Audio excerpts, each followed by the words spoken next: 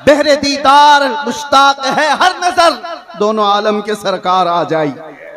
चांदनी रात है और पिछला पहर, दोनों आलम के सरकार आ जाइए। ये वो कहता है जिसका दिल बाराह रास मुस्तफा से जुड़ा हुआ होता है, जिसकी दिल की धड़कनें मेरे आका के इश्क में धड़क रही हो, वो इस तरह की तमन्नाएं करता है। और एक बात मैं आपको बताऊं, बहुत सारे लोगों को देख करके आप कंपेयर ना करना। जिसके सीने में सच्चा इश्क रसूल होगा, उसके दिल में ऑटोमेटिक उम्मत का दर्द भी होगा। ये लाजिम चीज है। जो नबी से बेपनाह मोहब्बत करता है, बाय डिफॉल्ट जिसको कहते हैं ना, ऑटोमेटिक उसके अंदर उम्मत की मोहब्बत और उम्मत का दर्द आ ही जाता है। वो ऐसा नहीं है, ऐसा नहीं है कि उम्मत को तोड़ने की बात कर रहा होता है और रसूलुल्लाह की सीरत बयान कर रहा होता है। झूठा होगा। नबी से मोहब्बत करने वाले की सबसे पहली अलामत बयान की गई है। मेरे आका ने खुद फरमाया, मल्लम यहतम बिअमरिना फलैसा मिन्ना। जो इस हाल में सुबह किया कि मेरी उम्मत का ख्याल नहीं किया, वो मेरी उम्मत में से नहीं है। हुजूर ने फरमाया, जो उम्मत मुस्तफा का ख्याल नहीं करता, हुजूर फरमाते हो मुझ में से नहीं है। और जो रसूलुल्लाह से मोहब्बत करता है, उसे उम्मत का दर्द सताता है, उम्मत का दर्द सताता है। अल्लामा अरशदुल कादरी रहमतुल्लाह ताला अलैह की जिंदगी को पढ़ो ऐ नौजवानों। कितनी जगहों पर वो सफर करते चले गए। उस जमाने में जब टेक्नोलॉजी इतने उरूज पर नहीं थी, असबाब इतने नहीं थे। आज हमें वक्त बचाने के लिए इतने पापड़ बेलने पड़ते हैं। मैं अपनी बात कर रहा हूं। मैं कहीं जा करके अपने सफर की दास्तानें नहीं सुनाने का कायल नहीं हूं, लेकिन फिर भी मैं आपको बताऊं कि सफर को बचा बचा करके वक्त के लिए आज हम इतनी कोशिश करते हैं, फिर भी अपने घर को वक्त नहीं दे पाते। अपने घर के लिए वक्त निकालना मुश्किल हो जाता है। जबकि आज प्लेनों का सफर करते हैं, इधर से बैठे उधर उतरे।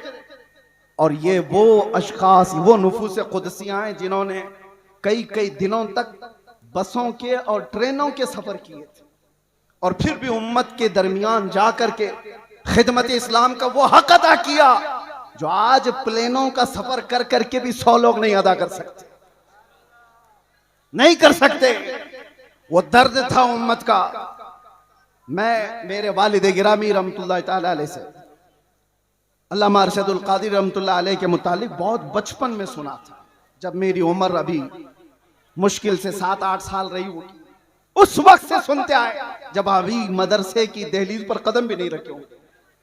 हाँ, किस वजह से सुनते थे?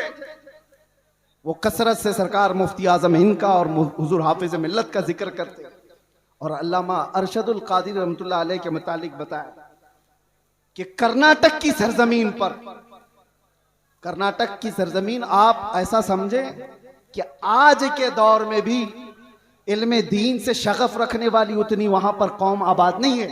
आज भी ऐसे हालात हैं। उस जमाने में फरमाते थे, मेरे वालिद के एक खत लिखा था खाली, और उस खत की बुनियाद पर वो जानते भी नहीं थे हमें। आ गए स्टेशन पर आकर के पूछने लगे कि फला मौलाना ने खत लिखा था मुझे, मैं यहां आया हूं। पता पूछते हुए मस्जिद तक पहुंचे, और मुसलसल कई दिन तक वहां पर ये फरमाया करते थे, कई मस्जिदों के सिलसिले में फिक्र, कई मदरसों के मुतालिक फिक्र। और आज उनका एक दर्द में एक जुमले में बताता हूं, उलमा समझ जाएंगे, उलमा समझ जाएंगे। बड़े बड़े कायदीन, माफ करें मैं किसी को टॉन्ट नहीं करना चाह रहा, बड़े बड़े पीर बने, कुछ भी बने, उम्मत का दर्द नहीं है तो उनके लिए ये जुमला है। अल्लामा अरशदुल कादिर रहमतुल्लाह अलैह ने, और वो जिसके लिए कहा था वो भी कोई आम आदमी नहीं थे, वो अपने जमाने के बहुत बड़े खतीब थे, बहुत बड़े खतीब थे जिनका तूती बोलता था हिंदुस्तान में।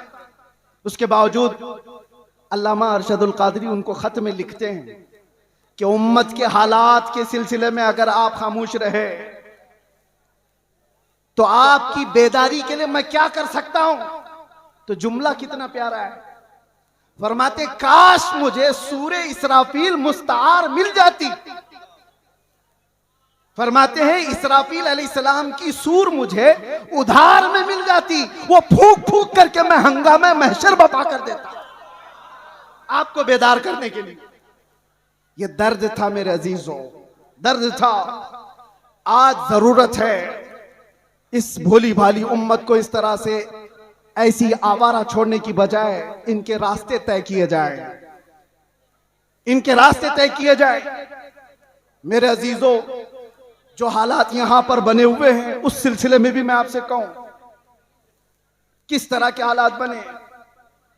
आज अगर अल्लामा अरशदुल कादरी होते तो ये चुप्पी और खामोशी तो नहीं होती। कम से कम मैं जो बोलना चाह रहा हूं, हमारे उलमा जेलों में बंद हैं, उनके सिलसिले में आवाज कोई क्यों नहीं उठाता? बरेली शरीफ खानदान आला हजरत तौकीर रजा साहब आज तक अंदर हैं और कमर गनी उस्मानी साहब 4 साल से अंदर हैं।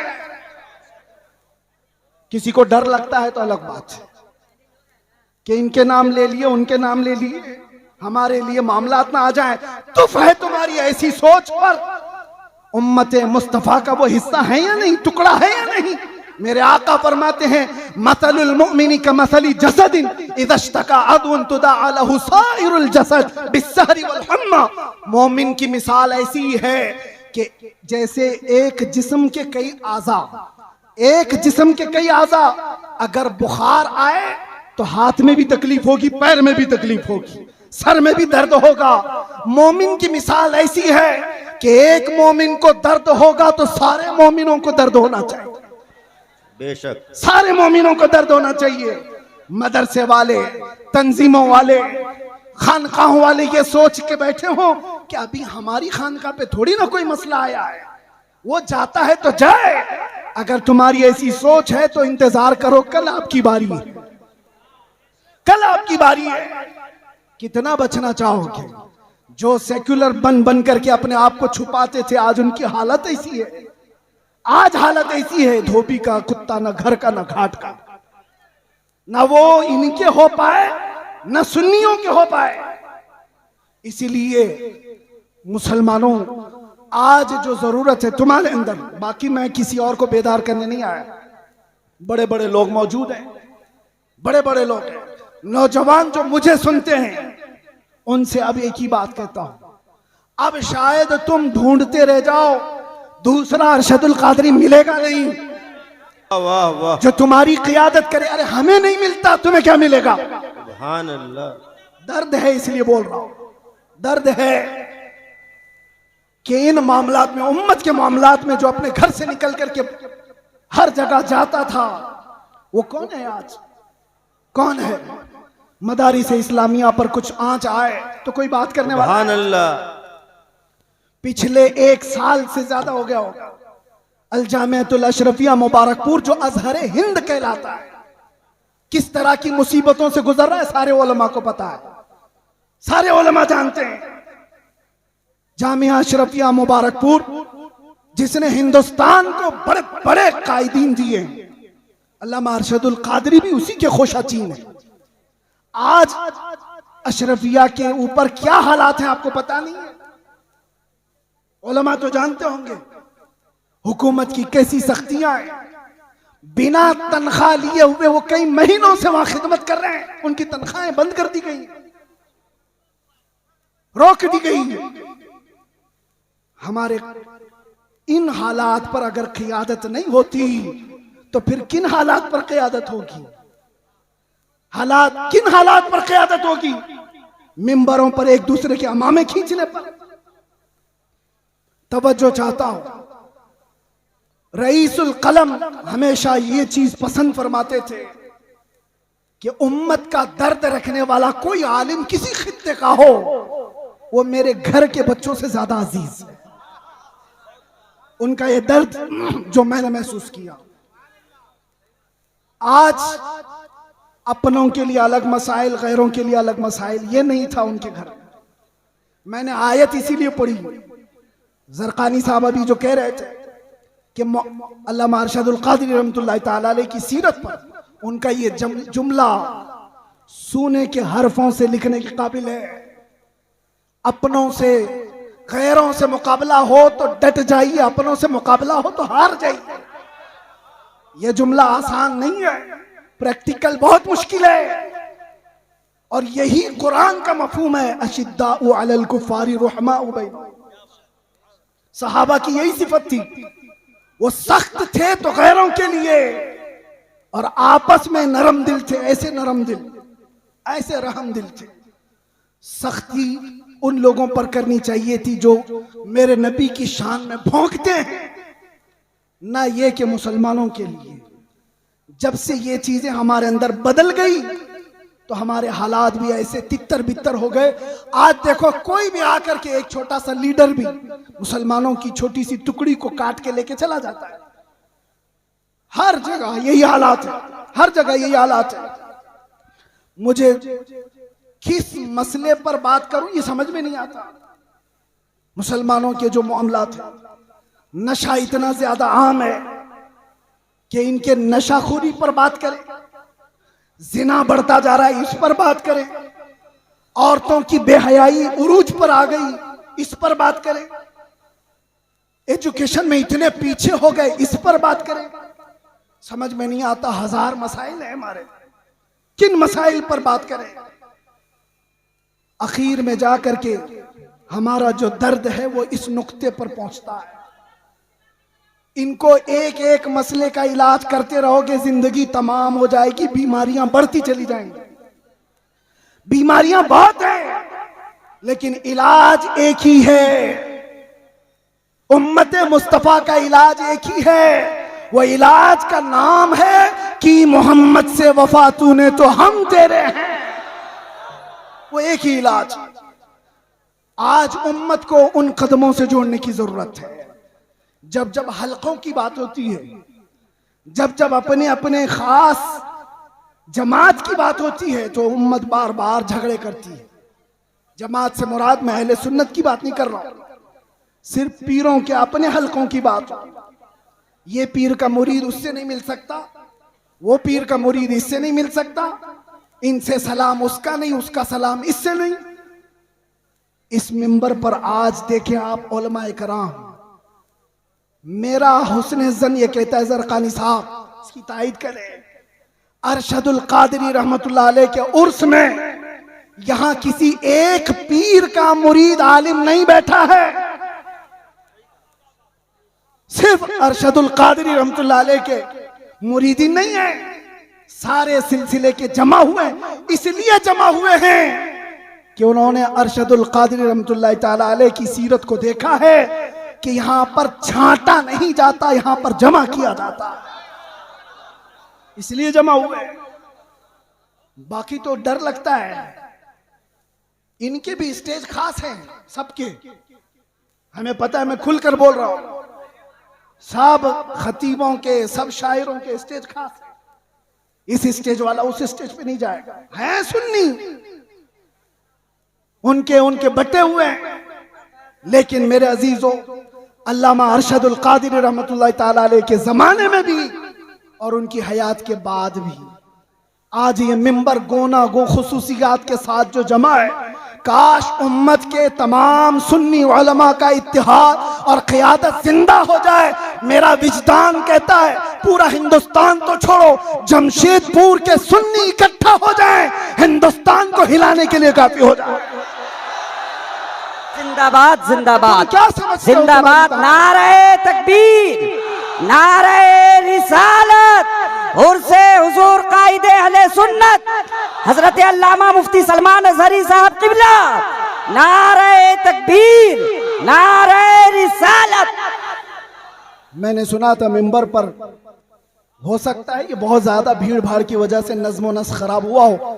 ज़रक़ानी साहब यहाँ पर बहुत सारे उसूल रखते हैं, उन उसूलों में ये भी मैं अर्ज किए देता हूं कि जिसका उर्स हो रहा है उसी का नारा लगाए, यहाँ जो खड़ा है उसका नारा ना लगाए।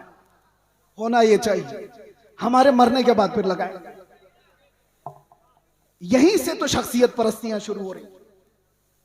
मुझे कम लक़ब दिया, मुझे छोटे नाम से बुलाया, पोस्टर में मेरा नाम वहां चिपकाया है। इन्हीं मामलात में तो है। मैं कितने लोगों को जानता हूं छोटे नाम की वजह से और पोस्टर में इधर उधर हो जाने की वजह से उनकी बरहमी आसमान पर है, और कोई सालों से जेल में सड़ रहा है, एक बार माथे पे शिकन नहीं आई। दर्द अगर तुम्हारी अपनी इज्जतों का है तो तुम्हारी इज्जतें नीलाम हो जाएंगी, और दर्द अगर उम्मत का है हर दिन तुम्हारी इज्जत बढ़ाई जाएगी, हर दिन इज्जत बढ़ाई जाएगी। इसीलिए मेरे अजीजों, आज बात करते हैं नामों से रिसालत के उस अहम मसले पर। अल्लामा अरशदुल कादिरी रहमतुल्लाह तआला अलैह की जिंदगी उसके लिए शाहिद अदल है। आपके मुतालिक सबको मालूम होगा ना, सबको मालूम है अल्लामा अरशदुल कादरी बहुत बड़े मुनाजिर थे। मुनाजिर का मतलब भी आपकी जनरेशन समझना मुश्किल है। डिबेट में ऐसे माहिर थे कि सामने वाले को चित कर देते। लेकिन ये मुनाजरे किसके लिए होते थे?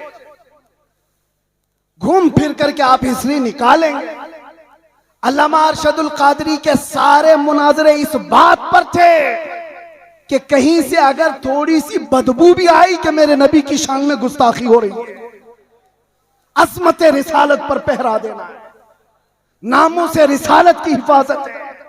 मुनाजरे इसलिए नहीं होते कि चमक जाएं, मुनाजरे इसलिए नहीं होते कि अपने नाम रोशन कर लें, मुनाजरे अजमत रिसालत के दिफा के लिए हुआ करते थे, और वह हक अदा किया अल्लामा अरशदुल कादरी रहमतुल्लाह अलैह। हक है।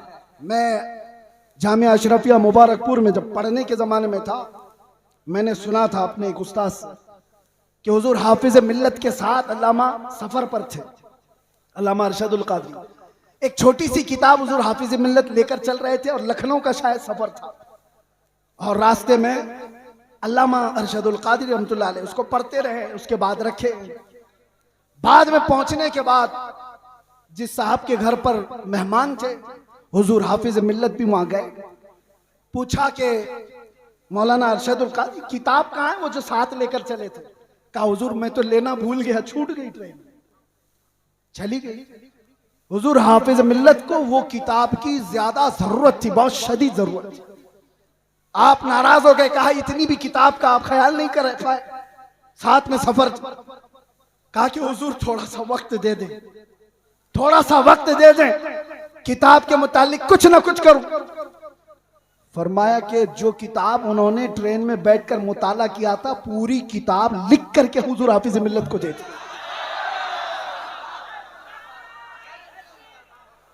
हो सकता है कुछ जुमले इधर उधर, माशाअल्लाह। कहा गजब की जहानत। अब यहां रुक करके भी मैं एक बात बताता हूं, कचरे लोगों के दिमाग इतने नहीं चलते। इश्क रसूल हो तो जहानत आसमान पर होती है। आला हजरत की जहानत को कोई पहुंच पाएगा?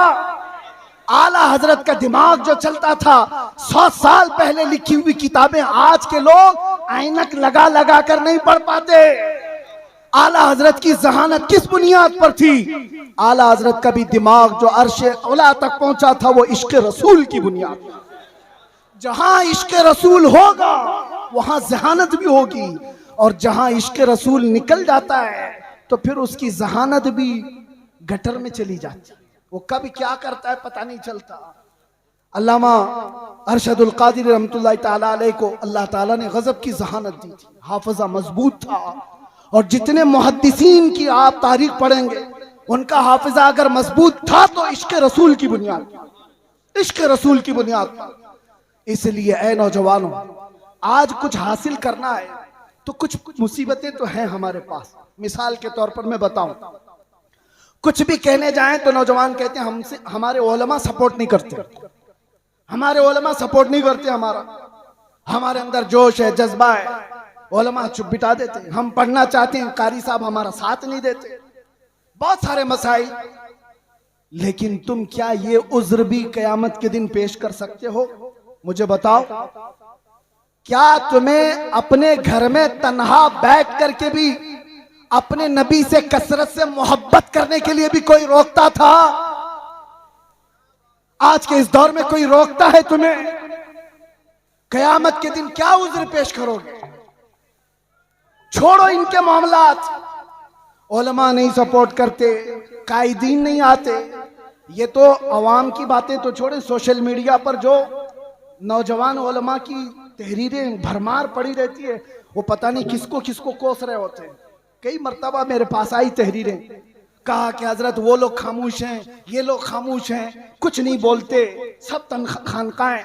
मैं उनसे यही कहता हूं, उनकी तरफ देखने की ड्यूटी आपको लगाई किसने? वो खामोश हैं तो अल्लाह ने आपको मौका दिया, आप मैदान में आओ, आप बड़े बन जाओ। मैदान बड़ों ने आपको खाली करके दिया, आप बड़े बन जाओ। हम जैसे छोटों को पूछता कौन था? हमारी हैसियत क्या है?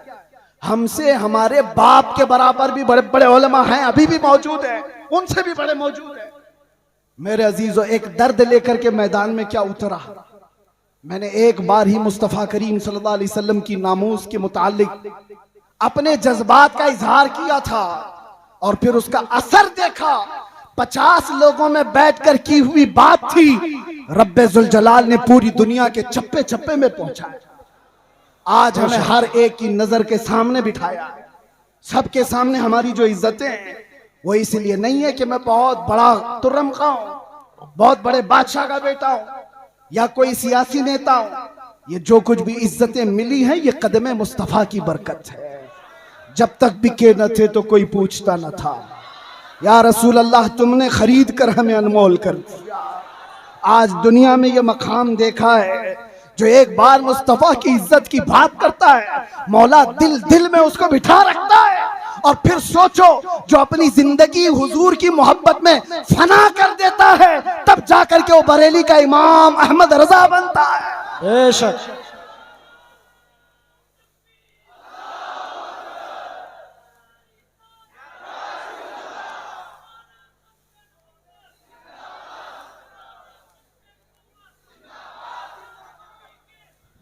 मैं दो चंद बातें बस आपकी सीरत से अख्ज करके, वैसे जो सुनाना था घर वाले ज्यादा बेहतर जानते हैं घर की बात।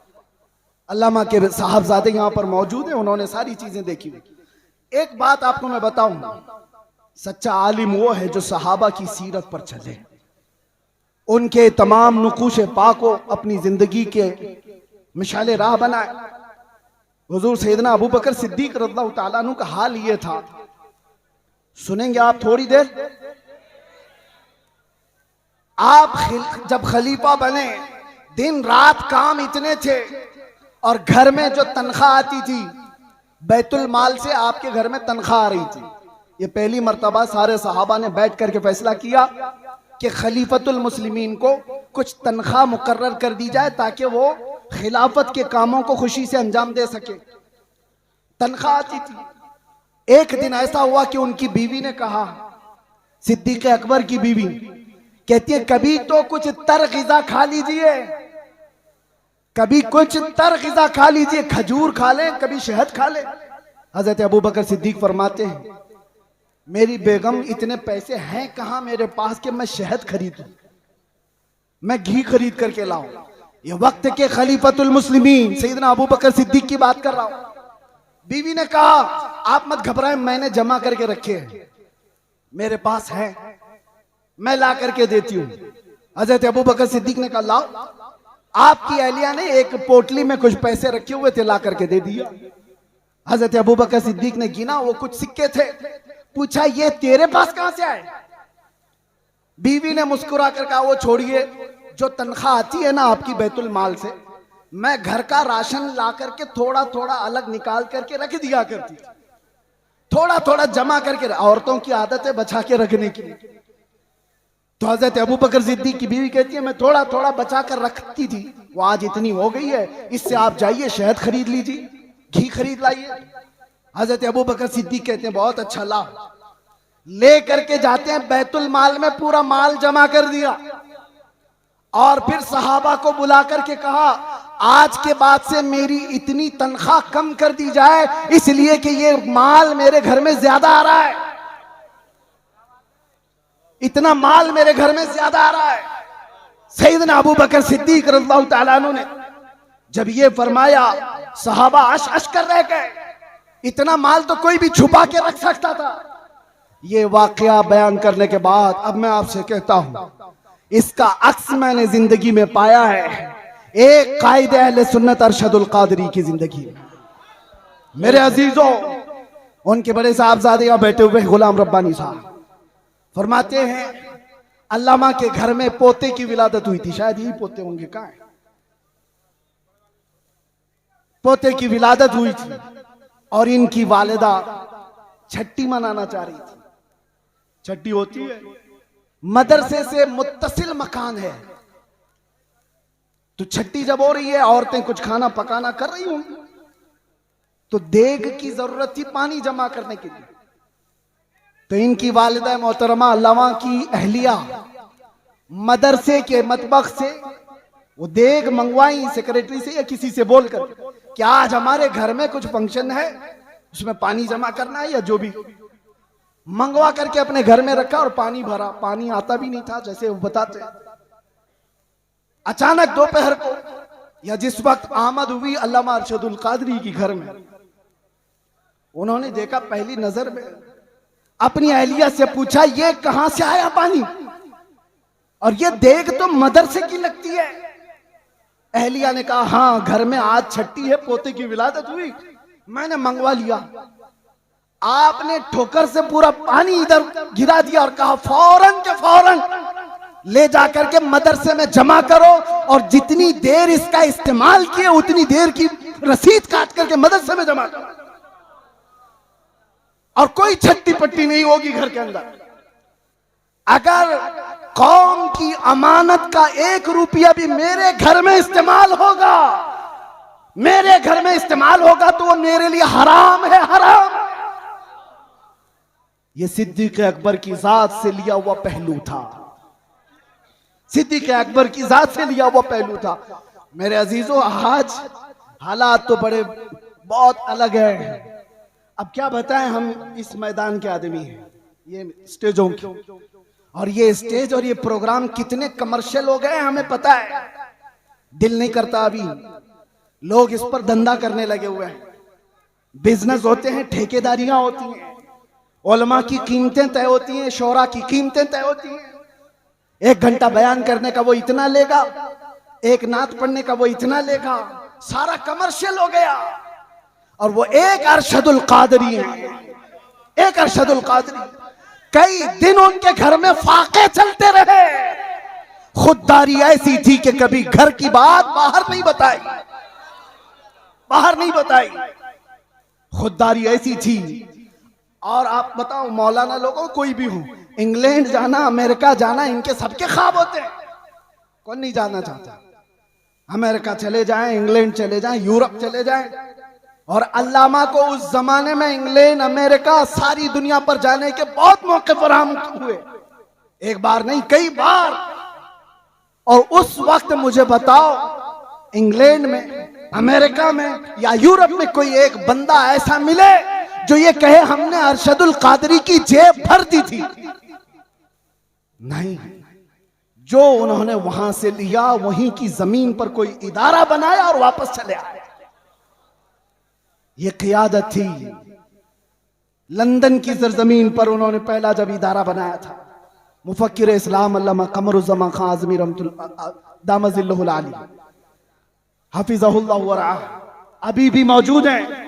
अल्लामा अरशदुल कादरी की ज़ेर निगरानी कितने साल उन्होंने खिदमत की। वो खुद बयान फरमाते हैं कि वहां पर मस्जिद की जरूरत थी, एक चर्च बिक रहा था, तो चर्च के मुंतजिमीन उनके पास चले गए अल्लामा कि हमें बेच दीजिए। कोई हिम्मत करता है, और वहां के हालात अलग है। चर्च वालों से उस वक्त के 50,000 पाउंड में वो खरीदो फरोख्त होनी तय पाई। आपने बड़ी मसलहत के साथ उससे बातचीत करके 40,000 पे राजी किया। चर्च खरीदने की बात की कि मस्जिद बनेगी ये। और उस वक्त जानते हो, सबसे हैरत की बात मैं ये कह रहा हूं, उलमा हौसला रखो, हौसला। अल्लामा उनके आसपास, वो नई जगह है, उनके लिए नया इलाका है, लोगों को मुंतखब किया और कहा ये खरीदना है। और जो टोकन देना होता है शुरू में, आप क्या कहते हैं उसको, एडवांस, एडवांस देने के लिए उस वक्त अल्लामा साहब के पास जो पैसे थे वो सिर्फ 500 पाउंड थे और 40,000 पाउंड की खरीदारी करके आए। किसके भरोसे? उस अरशदुल कादरी का तवक्कुल भी वैसा ही था जैसा गरीब नवाज हिंदुस्तान आते वक्त तवक्कुल लेकर के आए। कदम रखना हमारा काम है, मैदान बनाना मेरे मौला की शान है। कदम रखा और आज एक नहीं, दो नहीं, दसियों मसाजिद और इदारे इंग्लैंड की सरजमीन पर कायम है। वर्ल्ड इस्लामिक मिशन जो अल्लामा अरशदुल कादरी की बनाई हुई तंजीम थी, जो पूरी दुनिया में, अरे हम अजहर में तक देखा, हमने देखा जामे अजहर तक वो चले गए। सद्दाम यूनिवर्सिटी जब बन रही थी उसमें भी आपका बड़ा किरदार है। बगदाद गए, तेहरान गए, कितने ममालिक के सफर किए। और जब उनको अपने भोले भाले जवानों का दर्द सताता था कि ये तबलीगी जमात के चक्कर में पड़ जाएंगे, तो दावत इस्लामी का क़याम भी आपकी ईमा पर हुआ था। अल्लामा अरशदुल कादरी रहमतुल्लाह तआला अलैह का। और एक बात ये भी मैं बताता हूँ, वो तहरीक खूब फल रही है, फूल रही है, और फले फूले, लेकिन किसी तंजीम और तहरीक के फलने फूलने में उसके बानी के इखलास की बहुत ज्यादा जरूरत होती है। और वह इखलास अरशदुल कादरी का हर जगह पर नजर आता है। हाफिज मिल्लत का इदारा यूं ही कायम नहीं है। सीमेंट और गारे की इमारतें बनाना बहुत आसान है, अशरफिया बनाना आसान नहीं है। क्यों? सिर्फ इमारतें बनाने का नाम आप मत समझ लें इदारे हैं। उसकी एक मिसाल मैं आपको बताऊं, काबा कितना है, कितने बाय कितना है, आप जाके नाप के देख लो। आज हिंदुस्तान में वो कोई भी हो, एक छोटा सा मिडिल क्लास का आदमी भी अपने खर्चे से, जितने में उसका घर नहीं बनता उससे कम खर्चे में काबा बना सकता है। 4 कोने बनाने हैं, ना कोई डिजाइन करना है, ना खिड़कियां, ना अंदर डेकोरेशन, बन तो जाएगा। इतने सदियों से कोई काबा क्यों नहीं बनाता? क्यों नहीं बनाता? आप समझो काबा सिर्फ ये 4 दीवारी और 4 कोने का नाम नहीं है। तुम बना तो लोगे, करोड़ों दिलों को खींचने की कशिश कहां से लाओ? ये कहां से आती है? ये इमारतों के बनाने में नहीं आती, वो मुखलिसीन की बरकत हुआ करती है। जामिया अशरफिया मुबारकपुर आज भी फल फूल रहा है, और एक दो नहीं, हजारों उलमा वहां से निकले। उसकी हर ईंट में पसीना नहीं, हाफिज मिल्लत का खुलूस लगा हुआ है।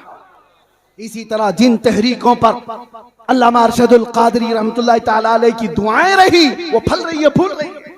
इखलास जिसके अंदर लगा रहेगा उसमें बरकत भी ज्यादा रहेगी, तादेर व कायम रहेगा। ये चंद बातें थी। अब एक और बात उलमा के सिलसिले में, अल्लामा रहमतुल्लाह तआला अलैह उनके इस्लाह का तरीका देखा। उनको भी अपने जमाने में कुछ लोगों से शिकायतें थी, तो उन्होंने स्टेज पर आकर के गाली गलौज करके इस्लाह नहीं की। उनको भी बहुत सारे लोगों से कई मसले हुए, लेकिन उनके खुतूत गवाह हैं कि उन्होंने दूसरे उलमा की इस्लाह कैसे की। उनके लिखे हुए खत आज भी गवाह हैं। जब उनको किसी की इस्लाह करनी होती तो क्या लबो लहजा इस्तेमाल करते थे। ये उम्मत का दर्द रखने वाला कह सकता है, उम्मत का दर्द रखने वाला। एक वाकया इस पर शाहिद अदल है। बकी बिन मुखल्लद एक बड़े मुहद्दिस हैं, अंदलुस के रहने वाले।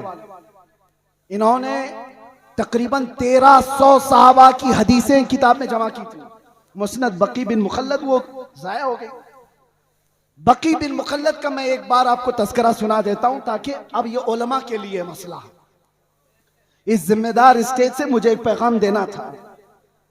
बकी बिन मुखल्लद को एक शौक था जिंदगी में, वो इमाम अहमद बिन हंबल से मुलाकात का, उनसे हदीस सुनने का। तो अंदलुस से, स्पेन से चल करके निकले, पैदल चलते थे आप सफर में।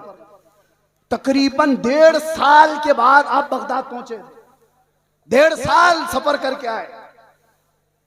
कितने हजार किलोमीटर का सफर है अंदलुस से बगदाद। बगदाद आने के बाद पता चला कि इमाम अहमद बिन हंबल को हुकूमत की पाबंदियां हैं, पुलिस का घेरा है, उनको बयान करने पर पाबंदी है।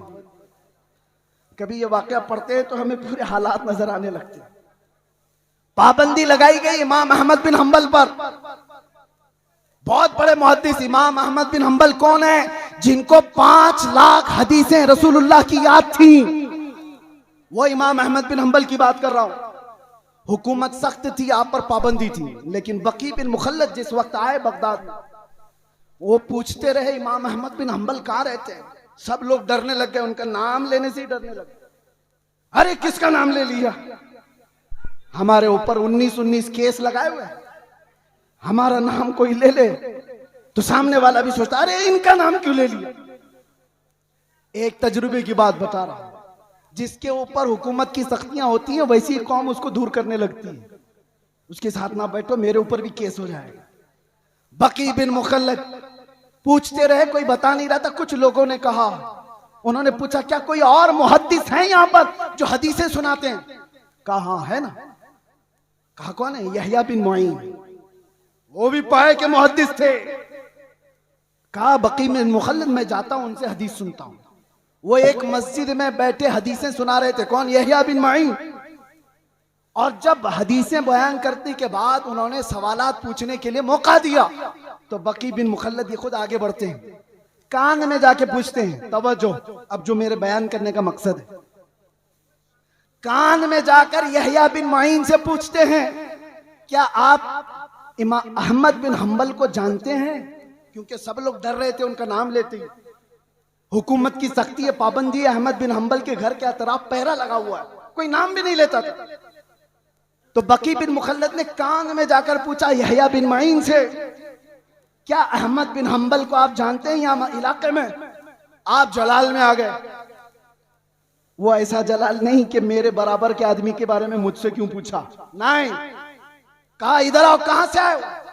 कहा अंदलुस से चल के आया हूं। कहा जो बात तुम पूछ रहे हो वो कान में पूछने की नहीं, मजमे आम में पूछो। अहमद बिन हंबल के बारे में कान में मत पूछो, पूरे मजमे में पूछो। कहा पूछो। उन्होंने बुलंद आवाज से पूछा, इमाम अहमद बिन हंबल के बारे में जानते हैं? यहया बिन मुईन ने कहा बरजस्ता, हाँ मैं जानता हूं। इस वक्त वो रूए जमीन के सबसे अफजल तरीन आलिम है और मुझे उनकी फजीलत बयान करने में कोई दिक्कत नहीं है। ये कौन फरमाते? यहया बिन मुईन। और उसके बाद बकी बिन मुखल्लद पूछते हैं, क्या आप इजाजत देते हैं कि मैं उनसे जाकर हदीस सुनूं? एक खुद मुहद्दिस हैं, वो उनसे पूछ रहे हैं, मौलाना साहब आपसे आकर के कोई पूछे, मैं आपसे नहीं पढ़ना चाहता हूं, दूसरे मौलाना से पढ़ना चाहता हूं। भगा देगा, मुझे क्या समझ रखा है, मुझे कमतर समझा है।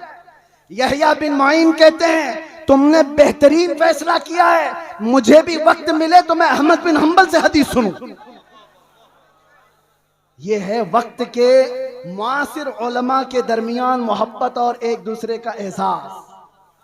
उसके बाद यहया बिन मुईन के दरबार से वो निकले। बकी बिन मुखल्लद पूछते हैं अहमद बिन हंबल कहाँ है?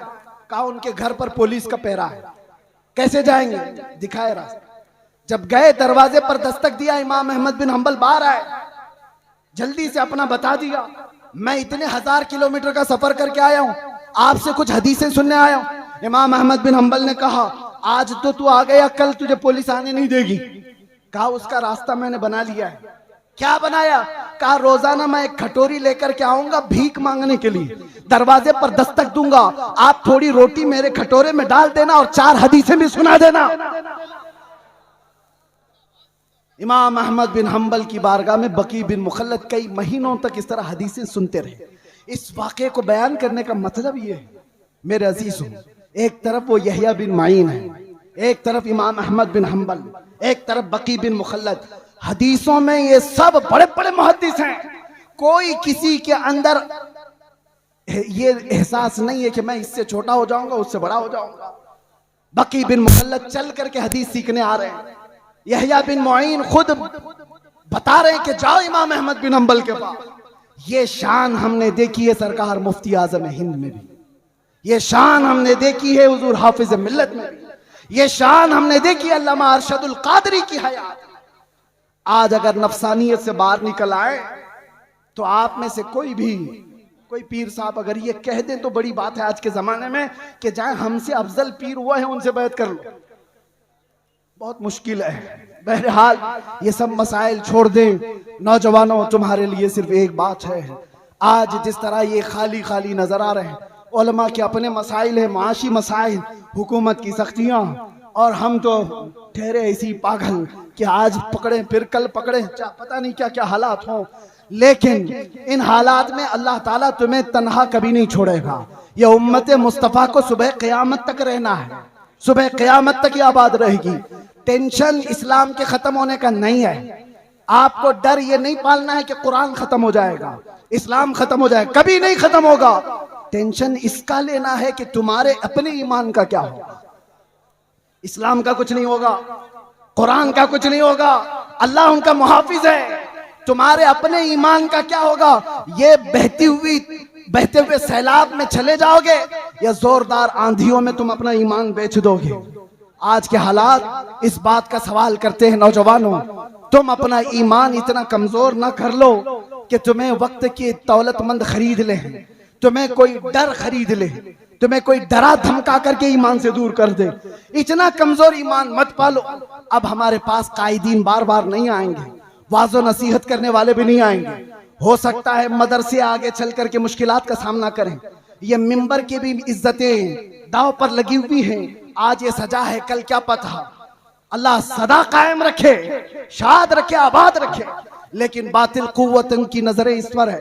इसलिए मैं आपसे कहता हूं, एक चीज है जो 100 साल पहले हमें इमाम अहमद रजा फाजिल बरेलवी दे करके गए थे और ये सुना कर गए थे, जिसके पास ये होगा उसे फिक्र नहीं होगी, डर नहीं होगा। आप सबको ईमान पे मरने की फिक्र है या नहीं? सबको ईमान पे, इस्लाम पे दुनिया से जाना है कि नहीं जाना है? लेकिन कैसे जाओगे? बड़े बड़े डरते हैं इस बात पर कि आखिरी वक्त कैसा आएगा। लेकिन आला हजरत बरेलवी वाले कहते हैं, एक बात याद रख लो, तुम्हारे लिए पक्का है कि इस्लाम के साथ जाओगे। वो क्या है? उन्हें जाना, उन्हें माना, न रखा गैर से काम, लिल्लाहिल हम्द मैं दुनिया से मुसलमान गया। लब्बैक या रसूल अल्लाह, लब्बैक।